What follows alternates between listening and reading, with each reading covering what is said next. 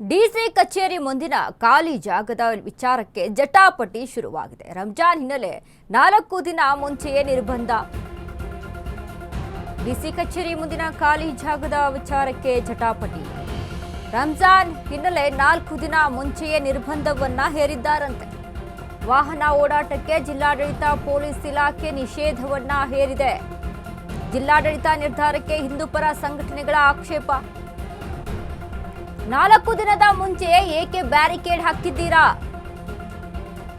DC ಕಚೇರಿ ಮುಂದಿನ ಖಾಲಿ ಜಾಗದಲ್ಲಿ ಮಾತಿನ ಚಕಮಕಿ ನಡೆದಿದೆ. ಎಸ್ಪಿ ನಿಖಿಲ್ ಮತ್ತು ಹಿಂದೂಪರ ಸಂಘಟನೆಗಳ ಜಟಾಪಟಿ ಜೋರಾಗಿತ್ತು. ಬ್ಯಾರಿಕೇಡ್ ತೆಗೆದು ಸಾರ್ವಜನಿಕರಿಗೆ ಅವಕಾಶ ನೀಡಿ. ಡಿಸಿ ಆಫೀಸ್ ಮುಂದೆ ಹಿಂದೂಪರ ಸಂಘಟನೆಗಳ ಪ್ರೊಟೆಸ್ಟ್.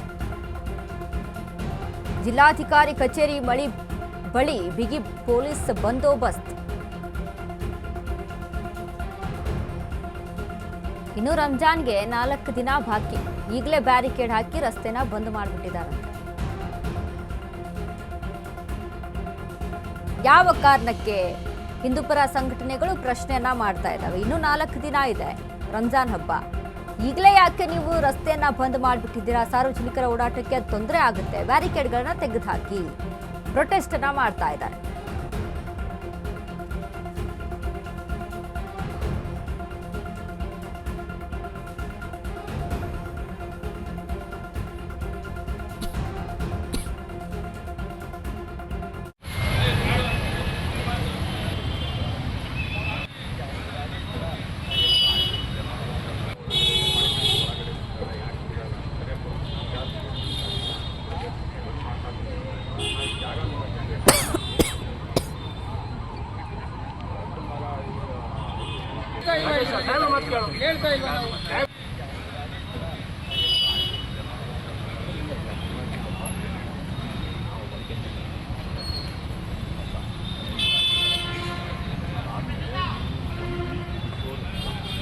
ಸಾರ್ವಜನಿಕರ ಓಡಾಟಕ್ಕೆ ನಿರ್ಬಂಧವನ್ನ ಹೇರ್ಬಿಟ್ಟಿದ್ದಾರೆ. ಬ್ಯಾರಿಕೇಡ್ಗಳನ್ನ ಹಾಕಿಬಿಟ್ಟಿದ್ದಾರಂತೆ. ಯಾಕೆ?